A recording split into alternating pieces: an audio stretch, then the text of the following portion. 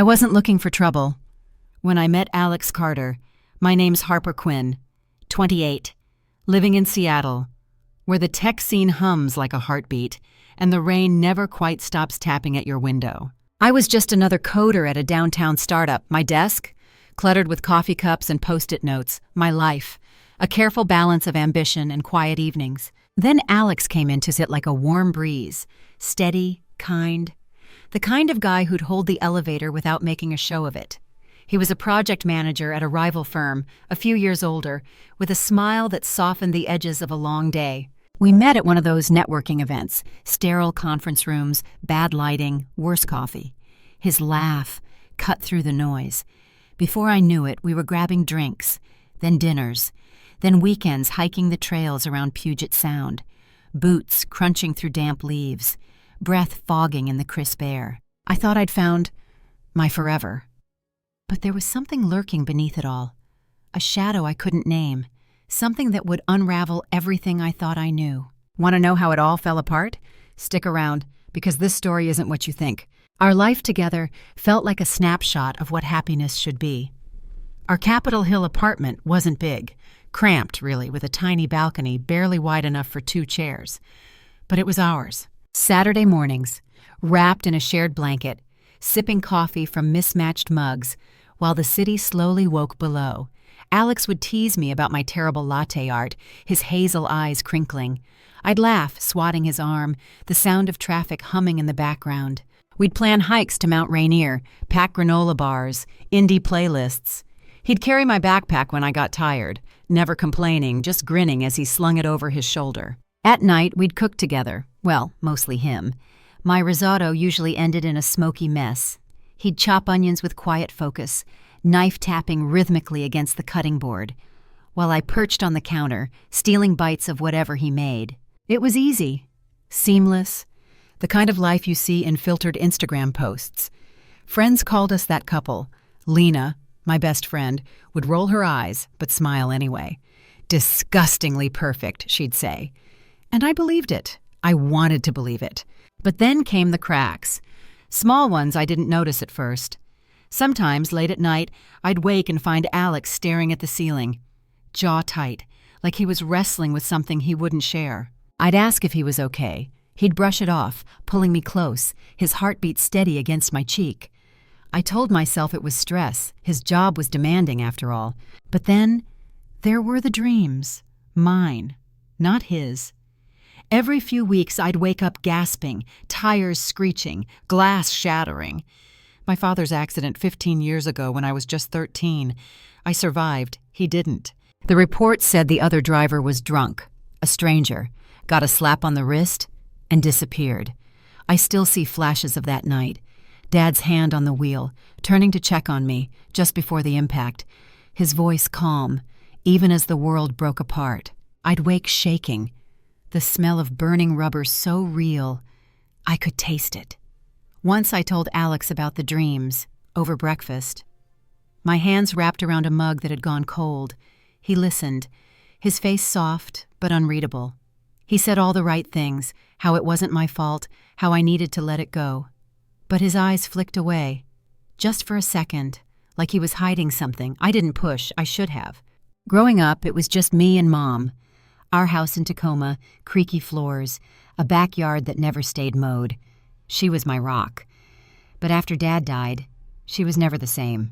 She'd sit at the kitchen table late at night, staring at his old jacket hanging on the chair, fingers tracing the rim of a wine glass she rarely drank from. I'd hear her crying through the thin walls, and I'd lie awake, helpless. I learned to be the strong one, to smile through the pain, to keep us moving forward. That was me, Harper, the optimist, the one who could find light in the dark. But the dark was always there, wasn't it? A wound that never quite healed. I carried it quietly like a bruise under the skin, threw myself into work, into Alex, into building a life that felt safe. I thought I'd left the past behind. But then, one rainy afternoon, I found something in our apartment that changed everything. It was a photo, tucked inside a book on Alex's nightstand. I wasn't snooping, I was just looking for a pen. Flipping through his business strategy book, the photo slipped out, creased, worn, A younger Alex, maybe 18, standing next to a woman who looked like his mother. They were at a park, smiling. But what caught my eye was the car in the background. A blue sedan, eerily familiar, with a dented fender. That matched the one from my nightmares. My stomach twisted. Cold sweat prickled my skin. I told myself it was nothing, just a coincidence. I slid the photo back, my hands shaking. I didn't mention it. But that night, as Alex slept beside me, his arm heavy across my waist, I lay awake, the image burning in my mind. Why did that car feel like a ghost from my past? What wasn't he telling me? The life we'd built, the one that felt so perfect, was starting to feel like a lie. And I couldn't shake the feeling that I was about to uncover something that would break my heart. It was a Tuesday, one of those gray Seattle afternoons where the rain doesn't fall so much as it hovers, a damp veil over the city. I was in our apartment, tidying up, because Alex had a big presentation coming up, and I wanted to surprise him with a clean space. The living room smelled faintly of the cedar candle we'd lit the night before, and the hum of the dishwasher filled the quiet. I was sorting through his desk drawer, looking for a stapler, when my fingers brushed against something soft, tucked beneath a stack of old receipts. A letter, folded tightly, the paper yellowed and creased like it had been handled 100 times. My heart gave a little kick, the kind you feel when you know you're touching something you shouldn't. I unfolded it, my hands unsteady, and as I read, the world tilted. The letter was from a lawyer dated 10 years ago, addressed to Alex's mother, Ellen Carter. It mentioned a settlement, a car accident, a drunk driver. My father's name was there, in cold black ink, emphasis, Thomas Quinn, deceased. The other driver, Ellen Carter. My chest tightened, the air too thick to breathe. What would you do if you found out the person you loved was tied to the worst moment of your life? Stay with me, because this was only the beginning. I read the letter again, then a third time, each word carving deeper into me. The lawyer wrote about mitigating circumstances, about Ellen's remorse, about a payment to avoid a trial.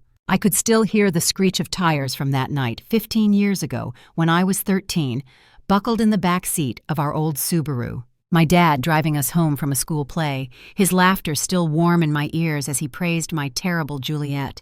Then, blinding headlights, the sickening crunch. The world spun before it went black. I woke up in a hospital, my arm in a cast, my mother sobbing at my bedside. Dad was gone. The police said the other driver was drunk, some woman who got a fine and community service. We never even saw her face. And now, here she was in this letter, the mother of the man I was supposed to marry. My hands shook as I folded the paper, the edges biting into my palms. I shoved it back into the drawer, but it was too late. The words were burned into me. I stood there, staring out the window at the drizzle coating Capitol Hill, streetlights blurring into halos. My reflection in the glass looked like a stranger, pale and wide-eyed. How could Alex not tell me? He knew about my dad, about the accident that shattered my childhood. I'd poured my heart out to him one night, curled up on our couch, TV muted, my voice breaking as I described the hole it left. He'd held me, his arms strong, his voice steady, saying he couldn't imagine that kind of loss. Had he known then? Was he lying to my face? The thought hit like a fist, betrayal curling in my stomach like smoke. I wanted to call my mom, to hear her voice, but I could already picture her face, lined with grief even now, sitting at our old kitchen table in Tacoma, her fingers tracing the same wine glass she'd held for years. She'd lost too much already. I couldn't burden her with this. Not yet. I sank onto the couch, the letter's weight pulling me down. My mind flashed to Alex, to the way he'd looked at me just that morning, kissing my forehead before rushing out the door, his briefcase swinging. He'd seemed so normal, so mine, but now, every moment we'd shared felt tainted. The hikes, the late-night talks, the way he'd hum along to our favorite songs in the car. Had it all been a performance? I thought of the photo I'd found last week, the one with the blue sedan, its dented fender hauntingly familiar. I dismissed it, but now it screamed at me, a puzzle piece I couldn't ignore. And then there was his secrecy. Those moments when he'd get quiet, his phone turned face down, his excuses too quick when I asked about his family. Was he hiding this? The accident that killed my dad? The truth about his mother? My pulse raced, the room closing in, the steady drip of the kitchen faucet like a countdown. I don't know how long I sat there, the letter's words looping in my head. Drunk driving, In America, it's a quiet epidemic. Over 10,000 deaths a year. Families torn apart like mine, left to pick up the pieces. I'd read the statistics once in a college sociology class, but they were just numbers then. Now they were my life, my pain, my father's last breath. I wanted to confront Alex, to scream, to demand answers. But what if he lied again? What if he didn't know? The uncertainty gnawed at me, a mix of curiosity and dread. I stood, my legs shaky, and looked at the drawer where the letter lay hidden. I couldn't unsee it, couldn't unfeel the betrayal creeping through me. Whatever came next, I knew one thing. My perfect life with Alex was over. The truth was out there, and I had to find it, no matter what it cost. I told myself it couldn't be true. That letter, the one I found in Alex's drawer, it had to be a mistake, a cruel coincidence. I stood in our Capitol Hill apartment, Seattle rain tapping against the windows like a restless finger, the air heavy with damp wood and faint lavender from the diffuser Alex loved. My hands were still trembling as I shoved the letter back into its hiding place, the drawer creaking shut like it was sealing away my doubts. I wasn't ready to face this. Not when everything I'd built with Alex, our hikes, our quiet nights, our plans for a life together felt so solid, so real. I couldn't just tear it apart over a piece of paper. Could you let go of everything you love based on a single moment of doubt? Keep listening, because I was about to learn how hard it is to face the truth when it threatens to break you. I sank into the couch, the same couch where Alex and I had spent countless evenings. His arm around me, our laughter filling the small space. The cushions still held the shape of us. The faint smell of his cologne lingered in the fabric. But my mind kept circling back to the letter. Ellen Carter, drunk driver, my father's name, in cold print. I pushed it away. Maybe it was a different Ellen Carter. Maybe Alex didn't even know. I clung to those thoughts like a lifeline, my heart pounding as I tried to drown out the betrayal clawing at me. I remembered my mom's face after Dad's accident, her eyes hollow, sitting at our Tacoma kitchen table, her fingers tracing the rim of a wine glass she barely touched. She'd lost her husband, her anchor, and I had promised myself I'd never let grief like that touch me again. Stability was everything. My job, my home, Alex. If I confronted him, if I dug deeper, I could lose it all. I wasn't ready for that kind of pain again, so I buried it. I threw myself into work, fingers flying across the keyboard at the startup, the glow of my monitor, my shield from the storm inside. I coded until my eyes burned, ignoring the way my stomach twisted every time I thought of that letter. At night, I'd curl up next to Alex, his breathing steady, his warmth, a lie I wanted to believe. But the doubts kept creeping in. One evening, I overheard a phone call. He was in the kitchen, his voice low, almost a whisper. "Mom, I told you I've got it handled," he said, his tone sharp, the words clipped. I froze in the hallway, bare feet cold against the hardwood, my heart racing. He hung up quickly when he saw me. His smile too quick, too practiced. "Just work stuff," he said. But his eyes didn't meet mine. I nodded, my throat tight, but suspicion sank deeper, like a stone in my chest. Who was he protecting? Why was he talking to his mother like that? I kept replaying that night 15 years ago, the accident that stole my dad. I was 13, still wearing my costume from the school play, itchy against my skin as we drove home. Dad was singing along to the radio, off-key but warm, his hand reaching back to squeeze mine. Then, headlights, the scream of metal, the world flipping upside down. I can still feel the glass cutting my arm, the way his hand went limp in mine. The police said the other driver walked away, barely punished, while we buried Dad in a quiet Tacoma cemetery. Now that driver's name was tied to Alex, to the man I loved. I wanted to scream, to demand answers, but fear stopped me. Fear of losing him, fear of facing that grief again. Denial was easier, safer. I told myself the letter didn't mean what I thought, that Alex wasn't hiding anything. But deep down, I knew I was lying to myself. The truth was there, waiting, and it was only a matter of time before I had to face it. I couldn't keep it inside anymore. The letter, those words tying Alex's mother to my father's death, they were eating me alive. It was a Thursday evening, Seattle's skyline glowing faintly through the mist outside my apartment window, the air thick with wet pavement, the faint hum of the radiator. I needed to talk to someone, to make sense of the chaos in my head. So I called Lena, my best friend since college. We met at a small coffee shop in Fremont, the kind with mismatched chairs and the bitter tang of espresso lingering in the air. Lena sat across from me, her dark curls pulled back.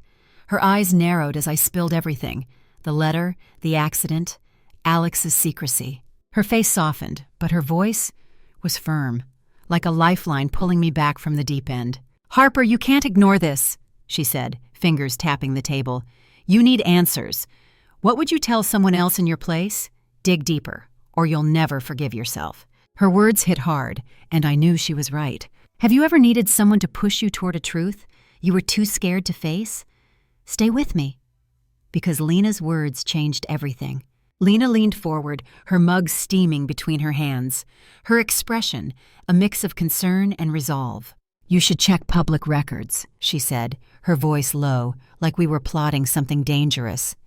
"Accident reports, court documents, they're all online now. Washington State keeps that stuff accessible." I nodded, my throat tight, but my mind was already racing back 15 years. I was 13. Curled up in the back seat. Dad's voice warm as he teased me about my school play. The crash came out of nowhere. Headlights, screeching tires, the world flipping. I could still feel the cold hospital bed, my mother's hand gripping mine, her face pale as she whispered, "Dad was gone." Lena had been there through it all. Sleepovers at her house when Mom couldn't get out of bed. Her mom baking us cookies, coaxing a smile out of me. Now as I sat across from her, I saw that same fierce loyalty in her eyes, the kind that wouldn't let me hide. But then she paused, fingers stilling on her mug, her gaze dropping. "You know," she said, softer now, "I get why this hurts. My uncle, he lied to us for years about money he stole from my grandma. It broke her heart when she found out. Family secrets. They cut deeper than anything." Her confession caught me off guard, a twist that made my own pain feel less lonely. I reached for her hand, squeezing it, the warmth grounding me. Her story wasn't mine, but it echoed the same betrayal, the same ache of trust shattered. I thought of my mom again, back in Tacoma, her quiet grief a constant shadow. She'd always said the other driver was a stranger, someone who ruined us, and walked away. But what if that stranger was Alex's mother? What if he'd known all along? The thought made my stomach churn, the coffee turning bitter in my mouth. I left the coffee shop with Lena's words ringing in my ears. Her advice, a spark igniting something in me. The city buzzed around me. The clatter of a passing bus, the laughter of a couple ducking under an awning to escape the drizzle. But inside, I was frozen, caught between fear and a growing need to know. Lena had given me a path, public records, a place to start. But it felt like stepping off a cliff. I pictured Alex coming home, his easy smile, the way he'd pull me into a hug, oblivious to the storm I was holding back. I wanted to believe he was innocent, that the letter was just a fluke. But Lena's story about her uncle lingered. A warning that secrets fester, even in the closest families. In America, trust is everything. But so is betrayal. Over 30% of families face some kind of deceit, from lies to hidden crimes. I wasn't ready to confront Alex, not yet, but I knew I couldn't stay still. Lena had pushed me to act, and as I walked back to my apartment, rain soaking through my jacket, I felt the first stirrings of resolve. The truth was out there, and I was going to find it. I couldn't stay still anymore. Lena's words, that letter, the truth about Alex's mother, emphasis, they were a fire in my chest, pushing me to act. So, one chilly Saturday morning, I packed a small bag. I told Alex I was visiting my mom in Tacoma, and I got into my car. Seattle's skyline faded in my rearview mirror. The city hum gave way to the open road as I drove south toward a small Oregon town, where the public records Lena dug up pointed to Ellen Carter's address. The highway stretched out, lined with evergreens heavy with mist. The air smelled sharp, pine and wet asphalt. I was leaving the safety of our Capitol Hill apartment, the life I'd built with Alex. And I was stepping into something unknown, something that scared me as much as it pulled me. Have you ever left everything familiar to chase a truth that could destroy you? Keep listening, because this was the moment I crossed a line I couldn't uncross. The drive was long, nearly 3 hours. With every mile, the world shifted. Seattle's sleek coffee shops and glass towers gave way to Oregon's rural edges, lonely gas stations under flickering neon, barns sagging into overgrown fields. Millwood felt forgotten by time, boarded up storefronts, a diner with a faded awning, the kind of place where dreams go to rust. My hands gripped the steering wheel so tight my knuckles went white. Guilt gnawed at me. I hadn't told Alex where I was going. I'd kissed him goodbye that morning. his lips warm, his smile oblivious, while a lie sat heavy in my throat. I kept picturing my dad, his hand reaching back to me that night 15 years ago, his voice calm, even as the headlights blinded us. The accident wasn't just a memory anymore, it had become a question. Emphasis. Ellen Carter was the answer. I stopped at Millwood's tiny library, a squat brick building with a flickering fluorescent light. The librarian, 60s, gray hair pinned loose, looked up, glasses slipping down her nose. "Can I help you?" she asked, kind but curious. I hesitated, my heart pounding. Then I lied. I told her I was researching a family matter and asked for access to old accident reports. She didn't pry. She led me to a corner computer, the screen glowing faint in the dim room. Her fingers were slow but steady on the keyboard as she showed me the county's database. For a second, I felt a flicker of gratitude, an ally, small but real, on the edge of this terrifying leap. The records confirmed it. Ellen Carter, convicted of drunk driving, March 2010, the same crash that killed my dad. My stomach twisted. Loathing rose like bile. I thanked the librarian, my voice barely steady, and walked out into the cold, the weight of the truth pressing down on me. My mind slammed back to that hospital room, the sterile smell, the beeping machines. My mom's face crumpled as she gripped my hand. I was 13, my arm in a sling. "Where's Dad?" I asked, not understanding why she couldn't answer.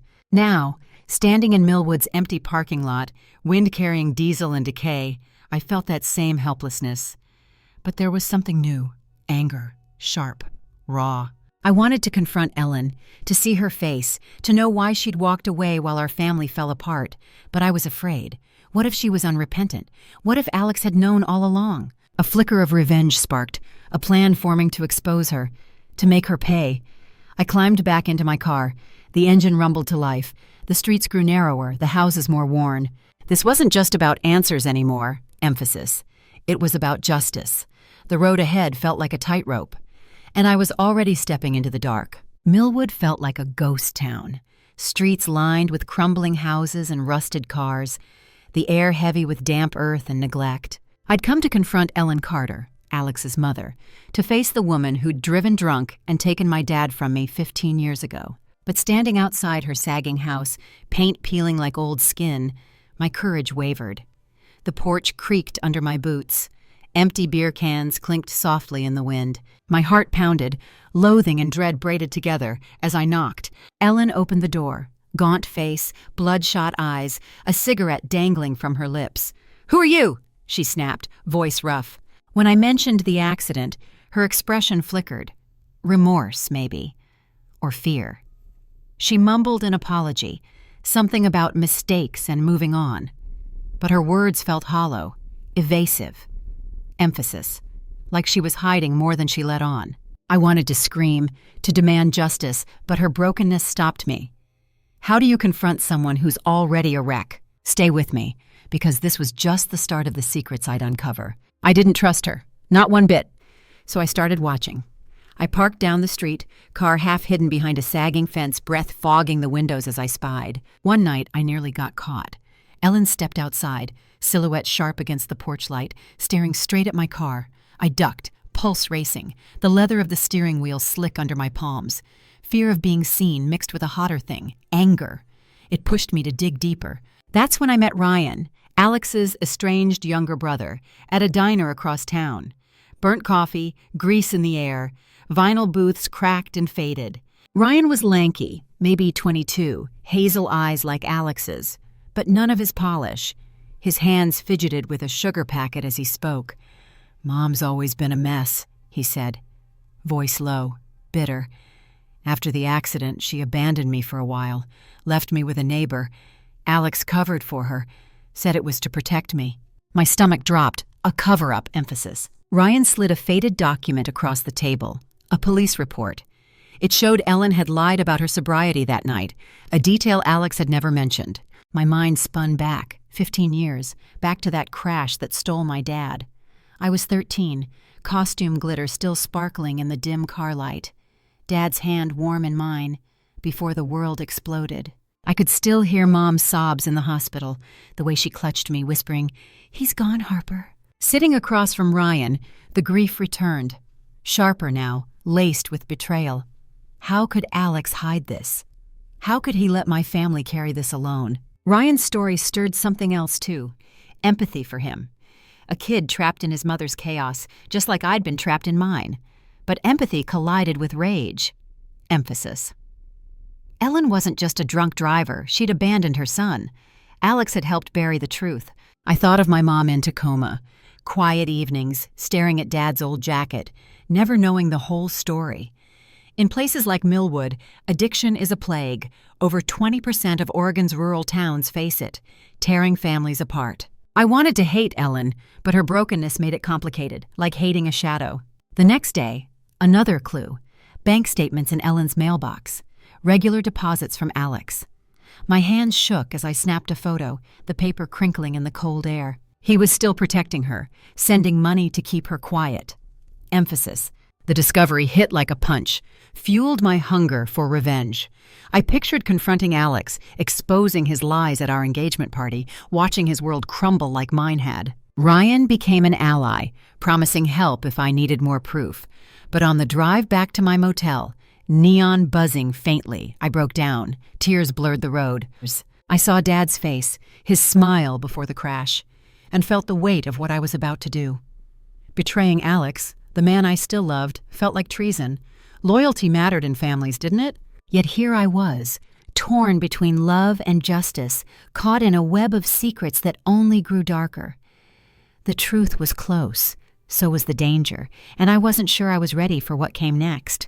Back in Seattle, the truth I'd uncovered in Millwood clung to me like damp fog. The police reports, Ryan's words, the bank statements showing Alex's payments to his mother, emphasis, pieces of a puzzle I couldn't unsee. I sat in our apartment. Capitol Hill traffic hummed through the window, the air heavy with the scent of rain-soaked cedar from our balcony. My laptop glowed on the kitchen table, open to a scanned 2010 court document detailing Ellen Carter's drunk driving conviction. I was preparing for war, planning to confront Alex at our engagement party next week, to lay bare his family's secrets in front of everyone we knew. The thought of it, his face crumpling, the crowd's gasps, fueled me. But it also tore me up inside. Revenge felt right. Emphasis. But it was a blade that could cut us both. Have you ever stood on the edge of a decision that could ruin everything you love? Keep listening, because I was about to step into the deepest part of this nightmare. Every night, the accident haunted me, more vivid than ever.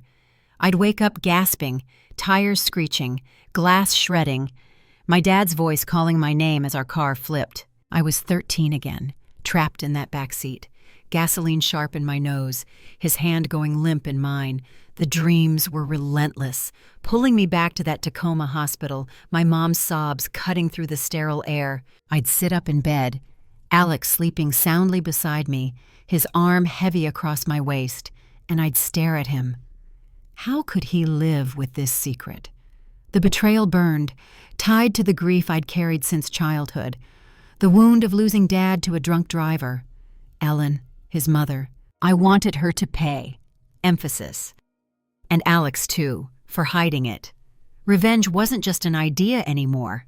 It was a pulse, driving me to gather more evidence. I printed emails, saved screenshots, even found a news clipping about the crash, my dad's name a small, cold footnote. Lena was my anchor. We met at our usual coffee shop, her dark curls bouncing as she leaned forward, voice steady. "You're sure about this, Harper?" she asked, fingers tapping her mug, brow furrowed. I nodded, hands clenched under the table. A police report's edge poking from my bag. "I have to do this," I said, voice low but firm. He lied to me. Lena squeezed my hand, warm, grounding, but her eyes held doubt. She knew this could break me. Ryan was in my corner too, texting from Millwood with more details. Ellen's history of dodging responsibility, how Alex sent money to keep her quiet. Then one text, cryptic, "Ask Alex about your mom's mortgage." A seed of unease. Was Alex hiding more than I thought? The idea twisted in my gut, a foreshadowing I couldn't shake. I paced our apartment, hardwood creaking under my feet, the city's pulse a distant hum.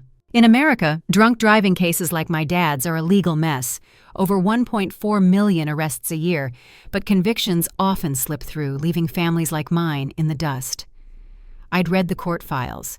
Ellen got off with a fine and probation, no jail time, while we buried Dad. The injustice fueled my resolve, but so did fear. Fear of losing Alex. Fear of facing my mom with this truth. I saw her in my mind, sitting in our old Tacoma kitchen, fingers tracing Dad's jacket. Her grief, a quiet ghost. Confronting Alex would mean dragging her pain into the open, too. As the engagement party loomed, I rehearsed my speech in the mirror, reflection pale, voice shaking but determined. The party would be my battlefield, the moment I'd expose the lies. But deep down, I wondered, was I ready for what this truth would cost me? The answer was coming, and it was closer than I thought. The engagement party was everything I'd dreamed of, until it wasn't. The venue, a cozy Seattle loft with string lights and cedar-scented air, buzzed with laughter, the clink of glasses, the soft hum of the jazz playlist Alex and I had picked. I stood in my navy dress, my hands trembling as I clutched a glass of wine I hadn't touched, the weight of the police reports and bank statements hidden in my purse like a loaded gun. I'd planned this moment for days, rehearsing how I'd expose Ellen Carter's crime, Alex's lies, in front of everyone we loved. But as I looked at him across the room, laughing with Lena, tie slightly crooked, my heart twisted. This was the man I'd wanted to marry, and I was about to destroy him. Have you ever had to choose between love and the truth? Stay with me, because what happened next broke everything wide open. I waited until the toasts began. Tables draped in white linen, candlelight warm in the air, lavender barely there. My mom, there, smile fragile but proud, fingers fidgeting with the necklace Dad gave her years ago. I stepped forward, voice shaking as I raised my glass. I need to say something. The room hushed. Eyes turned to me. I pulled out the police report, hands steady now, and read aloud. Ellen Carter, convicted of drunk driving, March 2010, causing the death of Thomas Quinn, my father. Gasps rippled through the crowd. Alex's face drained of color, his glass slipping, shattering on the hardwood. Ellen, standing near the back, froze, cigarette-stained fingers clutching her purse, eyes wild. "Harper, stop!" Alex choked, but I kept going, my voice rising. "You knew, Alex. You've been sending her money to keep her quiet, haven't you?" The room spun. Rage and betrayal poured out of me. My dad's face flashing in my mind, his smile, his hand in mine before the crash. Then came the twist. Alex stepped forward, voice raw, trembling. "I knew Harper. I found out years ago, and I hated her for it. But I sent money to your mom, too, anonymously, to help with the mortgage after your dad died. I thought it was the least I could do." My knees buckled, the room blurred. My mom gasped, hand to her mouth, tears welling as she realized the mysterious payments that kept us afloat came from Alex. I wanted to scream, to hate him. But his confession cracked something in me. I saw him at 18, learning his mother's crime, carrying that guilt alone. My anger clashed with shock, with a flicker of empathy I didn't want to feel. I thought of that night, 15 years ago, the hospital's cold lights, Mom's sobs, the way I'd clung to Dad's memory. Now, Alex's secret tied us together in a way I couldn't process. Ellen snapped, her voice shrill as she lunged forward, knocking over a chair. "You ungrateful girl!" she shouted, face contorted, spit flying. "You think you know everything?" Lena grabbed her arm, pulling her back. Guests murmuring, some stepping away, others frozen. The chaos was electric, the room a tangle of voices and movement, but all I could see was Alex, eyes locked on mine, pleading, broken. I'd wanted revenge, but this hurt more. His pain, my mom's tears, the truth, laid bare. In America, family blow-ups like this aren't rare. They're messy, raw, tearing at the seams of love and loyalty. I stood there, chest heaving, the police report crumpled in my hand, knowing I'd face the truth, but at a cost I hadn't imagined. The party was over, and so was the life I'd known. What came next? I wasn't sure, but the wound was open, and there was no going back. The engagement party's wreckage lingered like smoke in the air. I stood in our Seattle apartment, the quiet deafening after the chaos. The faint scent of cedar from our balcony, now sour with the memory of spilled wine and shattered glass. Alex and I were done. At least for now. He moved out the next morning, suitcase packed in silence, eyes red as he mumbled an apology and left. I didn't stop him. The truth about his mother, Ellen, killing my dad in that drunk driving crash 15 years ago, and his secret payments to both her and my mom had broken something between us. But standing there alone, I felt a strange relief, like I'd finally faced the ghost of my dad's death. Have you ever found peace in the ruins of something you loved? Stay with me, because this wasn't the end. It was a new beginning, one that hurt as much as it healed. I sat on the couch, the same one where Alex and I used to curl up, its fabric still holding the faint musk of his cologne. My mind drifted to that night 15 years ago, the crash that stole my dad. I was 13, my glittery costume scratching my skin, his hand squeezing mine as he sang off-key to the radio. The screech of tires, the world flipping, his voice fading. Those memories used to cut me open, but now they felt different, like I'd reclaimed them by confronting the truth. That week I went to therapy, a small office downtown, soft lighting, the faint smell of chamomile tea. Dr. Lee listened as I poured out the betrayal, my voice breaking as I described Ellen's evasiveness, Alex's lies. "You faced it, Harper," she said, pen pausing, eyes kind but steady. "That's power." Her words sank in, a quiet strength blooming in me. I wasn't just the girl who lost her dad anymore. I was the woman who demanded answers. Ryan, Alex's brother, became my unexpected ally. We met at a diner near Pike Place Market, the clatter of dishes, the tang of fried bacon in the air. He slid into the booth, hoodie frayed, hazel eyes, so like Alex's, wary but open. "I'm sorry about Mom," he said, fingers tearing at a napkin. "And Alex, he's torn up, you know." I nodded, throat tight. Alex's face at the party flashing in my mind, crumpled with guilt. Ryan told me more about their childhood. How Ellen's drinking left him alone for weeks. How Alex tried to shield him, but carried his own scars. I felt a pang of empathy. Not just for Ryan, but for Alex, trapped by his mother's sins. Then Ryan's voice dropped. "There's stuff Alex hasn't told you," he said, glancing away, "about Mom's past."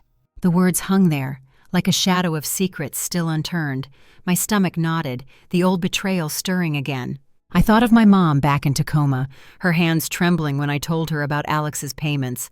She cried, not from anger, but gratitude, her fingers clutching Dad's old jacket. "I thought it was a bank error," she whispered, voice soft in our old kitchen, the air heavy with coffee and memory. Knowing the truth about Dad's death, about Ellen, gave me closure, but it left a lingering ache. In America, therapy is a lifeline for many. Over 40 million adults seek it each year, piecing together lives fractured by loss or deceit.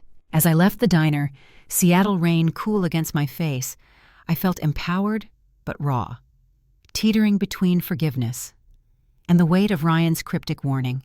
Could I forgive Alex? Could I move on? The answers weren't clear.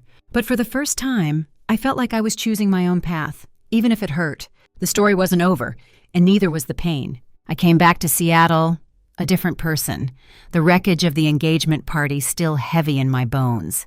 Our Capitol Hill apartment felt empty without Alex, the air stale, even with the windows open, cedar-scented breeze drifting in. I was trying to rebuild, to piece together a life that didn't revolve around him, but every corner of the place held ghosts, his coffee mug on the counter, the blanket we'd shared on lazy Sundays. I was torn, wrestling with whether to forgive him for hiding his mother's role in my dad's death, for those secret payments to my mom. Ryan, his brother, was my lifeline now, a kid trying to claw his way out of their family's mess.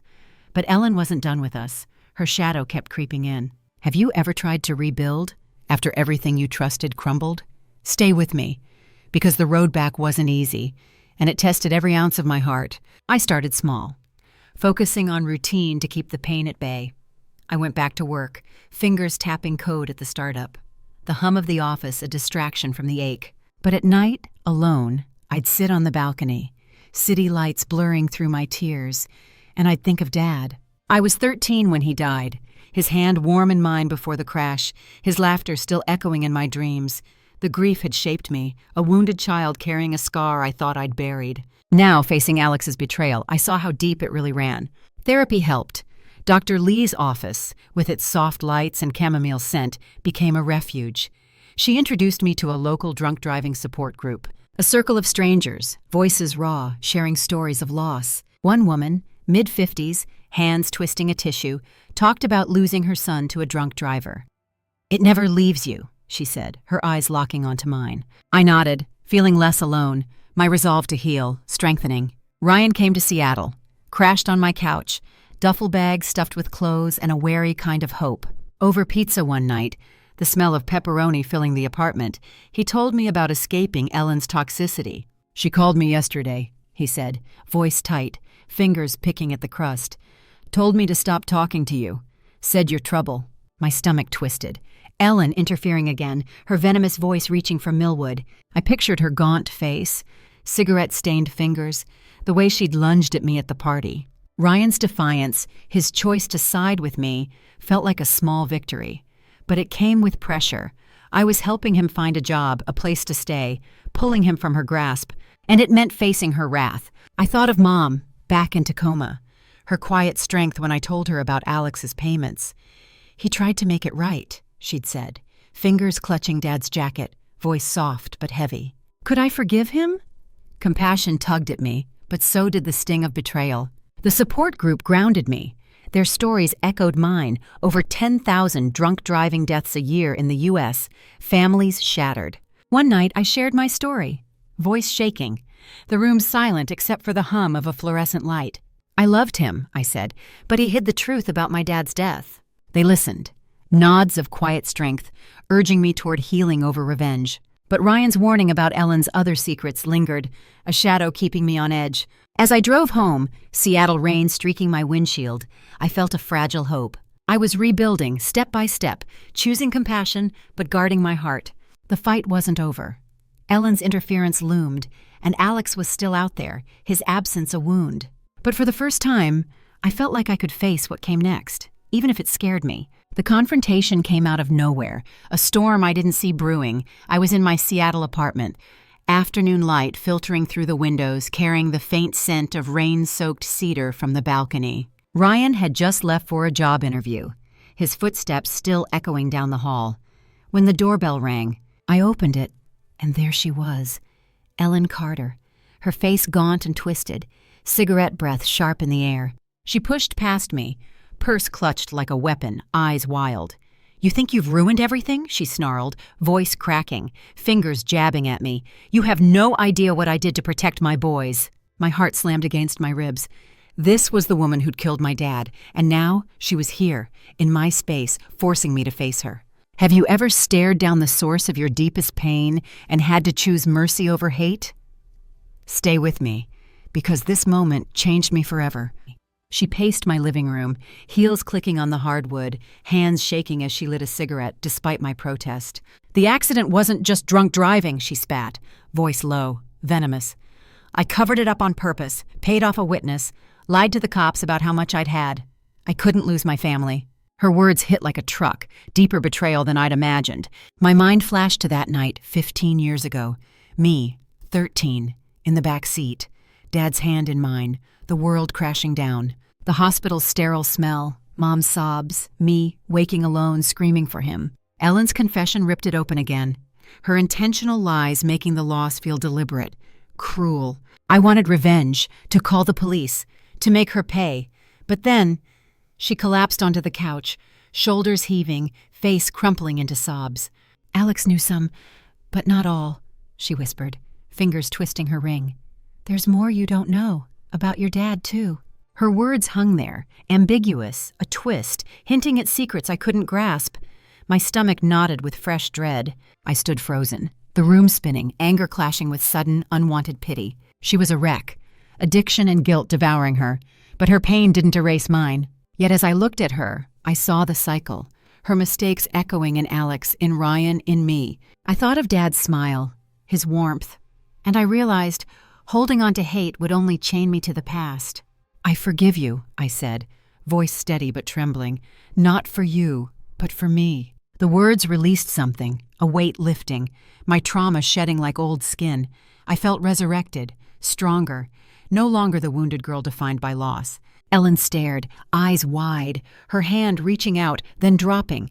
She left without another word, footsteps fading, but her hint lingered, a shadow of more to uncover. In that moment, alone in the quiet apartment, the hum of the city outside a distant comfort. I grew. The pain wasn't gone, but it didn't control me anymore. Cycles of hurt, addiction, lies, grief, they trap us all. But breaking them takes choice. I sat by the window, rain pattering softly, feeling a profound shift, shock mixing with introspection. What else was hidden? The question haunted me. But for the first time, I faced it with hope, not fear. I was back in Seattle, but I wasn't the same Harper Quinn who'd started this journey. The apartment in Capitol Hill felt different now, cedar-scented air drifting in from the balcony, mingling with the faint hum of the city below. A reminder of the life I was rebuilding. I'd faced Ellen, uncovered Alex's secrets, and I'd chosen forgiveness, not for them, but for me. Alex and I met one last time, a quiet cafe near Pike Place Market, the smell of roasted coffee and salt water in the air. He sat across from me, hazel eyes tired, hands fidgeting with a napkin. "I'm sorry, Harper," he said, voice low, cracking. "I should have told you everything." I nodded, heart heavy, but steady, and we agreed to a partial reconciliation.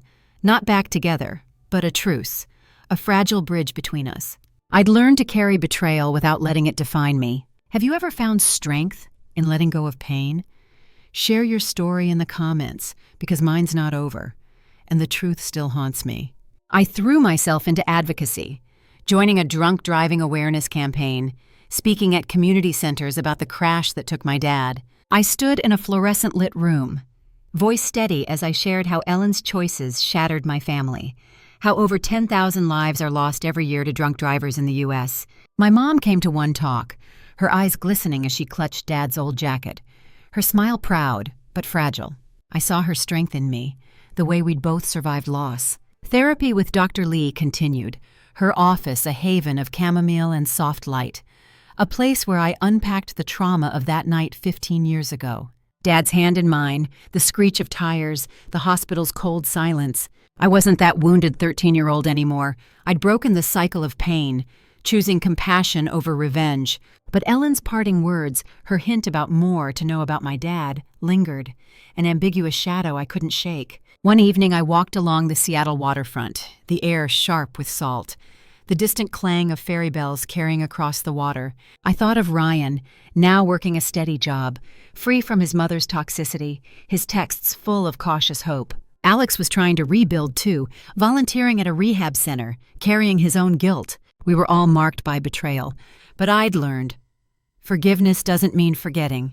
It means choosing to live. Yet as I stood watching the waves, the unanswered question gnawed at me. What else did Ellen know? What was still buried? The ambiguity kept me up at night, a haunting reminder that some truths never surface. I was transformed, stronger, but not whole, not yet. My story, like so many, was a testament to breaking trauma's grip. But it left me wondering, and maybe you too, what secrets still wait in the dark?